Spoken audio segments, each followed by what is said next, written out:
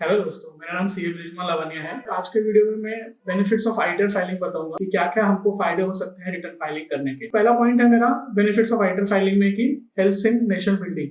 सो जो हम लोग आईटीआर फाइल करते हैं वो नेशन बिल्डिंग में इंडिया को हेल्प करता है। मैं रिक्वेस्ट करता हूँ कि अगर आप वो कैटेगरी में आते हो कि आपको रिटर्न फाइलिंग करना पड़े, सो आई स्ट्रांगली रिकमेंड कि आपको रिटर्न फाइल करना ही चाहिए। बिकॉज जो गवर्नमेंट को पैसा मिलता है ये रिटर्न फाइलिंग करने से या फिर जो टैक्सेस हम पे करते हैं वो एक मेजर सोर्स ऑफ रेवेन्यू है गवर्नमेंट का। एंड जो भी सारा जो प्रोजेक्ट्स होता है, स्कूल्स है, एजुकेशन है, इंफ्रास्ट्रक्चर है, रोड वगैरह है, सब कुछ ऑलमोस्ट काफी चीजें ये पब्लिक के पैसे जो इनकम टैक्स पे करते हैं वो डायरेक्ट टैक्स कलेक्शन, उसी से काफी चीजें हमारा कंट्री में डेवलप होती है। तो ये बहुत ही इंपॉर्टेंट पॉइंट है कि हमको अपने नेशन बिल्डिंग में हेल्प करनी चाहिए। दूसरा जो पॉइंट आता है वो है लोन अवेलेबिलिटी में आपको हेल्प मिलती है। लोन लेने के लिए आपको 3 साल का रिटर्न अपने को बैंक में जमा करना पड़ता है। अगर आप रिटर्न फाइल करोगे तो आपको लोन मिलने में भी काफी आसानी होगी। जो तीसरा पॉइंट है helps in getting credit card. जो लोग सैलरीड पर्सन है या फिर जो लोगों को क्रेडिट कार्ड रिक्वायरमेंट रहता है कि अपना एक्सपेंसेस प्लान करने के लिए या फिर वो टाइम पे उनको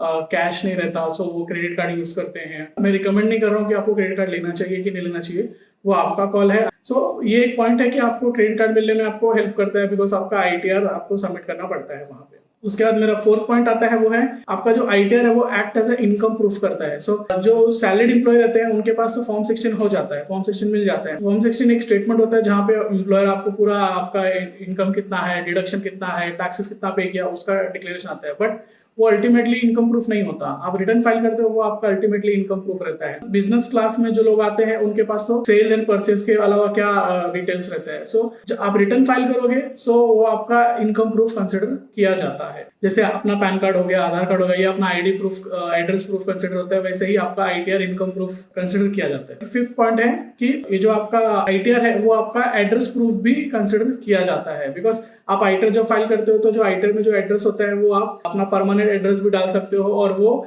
आगे जाके आप एज ए एड्रेस प्रूफ भी कंसिडर किया जाता है। 6th पॉइंट आता है वो है वीजा मिलने के लिए आपको आईटीआर हेल्प करता है। सो जब आप फॉरेन स्टडी करने जाते हो तो आपको वीजा अप्लाई करना पड़ता है। सो उसके वो टाइम पे आपका ITR proof as a income submit करना पड़ता है या फिर आपके पेरेंट्स का आईटीआर प्रूफ भी वहाँ पे लगता है और वीजा प्रोसेसिंग। 7th पॉइंट आता है वो है आईटीआर आपको जो भी इंश्योरेंस पॉलिसी रहता है वो बाय करने में आपको हेल्प करता है। बिकॉज वो बाय करने के लिए आपको इनकम प्रूफ शो करना पड़ता है और इनकम प्रूफ के लिए आप आईटीआर वहाँ पे सबमिट कर सकते हो। इंश्योरेंस में हेल्थ इंश्योरेंस हो सकता है, टर्म इंश्योरेंस हो सकता है और भी इंश्योरेंस पॉलिसीज आप खरीद सकते हो। तो उसके लिए आपको इनकम प्रूफ देना पड़ेगा, तो आपको आईटीआर वहाँ पे इनकम प्रूफ कंसिडर किया जाता है। 8th पॉइंट आता है वो है कि आपको आईटीआर फाइल करने से आपका जो इनकम टैक्स जो एक्सेस कट हो जाता है कभी कभी थ्रू टीडीएस, जब आपका एम्प्लॉयर आपका टीडीएस एक्सेस कट कर लेता है, सो वो आपको रिफंड लेने में भी आपको हेल्प करता है। सो आप वो रिफंड कभी ले सकते हो जब आप प्रॉपर्ली रिटर्न फाइल करोगे, और वो टाइमली रिटर्न फाइल करना ही इंपॉर्टेंट है। ऐसा नहीं है कि आपका एक बार टीडीएस कट हो गया सो आपको पैसा वापस नहीं मिलेगा। आप रिटर्न फाइल करके वो पैसा वापस ले सकते हो।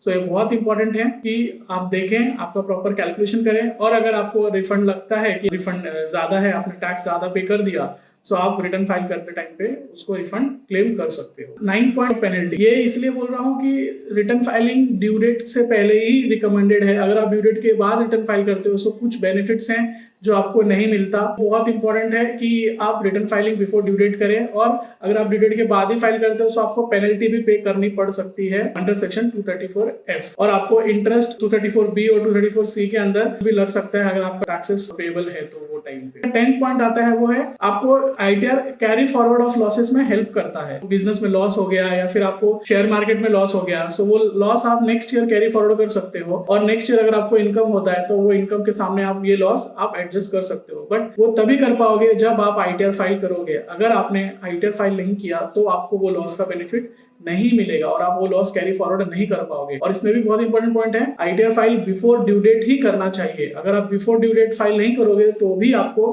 कैरी फॉरवर्ड ऑफ लॉसेस का बेनिफिट नहीं मिलेगा। लास्ट पॉइंट है वो है avoid notice for filing in future. तो इससे क्या होता है, अगर आप आईटीआर फाइल कर दोगे ना, सो नोटिस जो आपको आ सकता है आगे फ्यूचर में, उसका चांसेस बहुत ही कम हो जाता है अगर आपने प्रॉपर्ली रिटर्न फाइल किया रहेगा। तो ऐसा नहीं है कि आपने आईटर फाइल किया रहेगा तो ही आपको नोटिस आएगा। सो लास्ट ईयर कुछ केसेस हुए थे हाई वैल्यू ट्रांजेक्शन के जो इनकम टैक्स डिपार्टमेंट ने ट्रेस किए थे एंड उसके बेसिस पे जो टैक्स पेयर थे या फिर जो यूजर्स थे जिन्होंने रिटर्न फाइल नहीं किया था उनको नोटिस भेजा था एंड उसके बाद उनको रिटर्न फाइलिंग करना पड़ा और काफी टैक्सेस वगैरह भी पे करना पड़ा उनको। सो गवर्नमेंट ऑफ इंडिया जो अपना इनकम टैक्स डिपार्टमेंट है वो काफी चीजें ट्रैक कर रहा है, लेटेस्ट टेक्नोलॉजी अब यूज कर रहा है। सो ये रिकमेंडेड है कि अगर आप वो ब्रैकेट में आते हो जहां पे आपको रिटर्न फाइलिंग करनी चाहिए सो आपको वो रिटर्न फाइलिंग टाइम पे ही करनी चाहिए एंड इससे आप काफी हद तक आपका फ्यूचर में टैक्सेस काफी हद तक दूर कर सकते हो। आज की वीडियो में बस इतना ही। आई होप आपको ये वीडियो पसंद आया हो और कुछ इन्फॉर्मेशन आपको एक्स्ट्रा मिली हो। Thank you so much.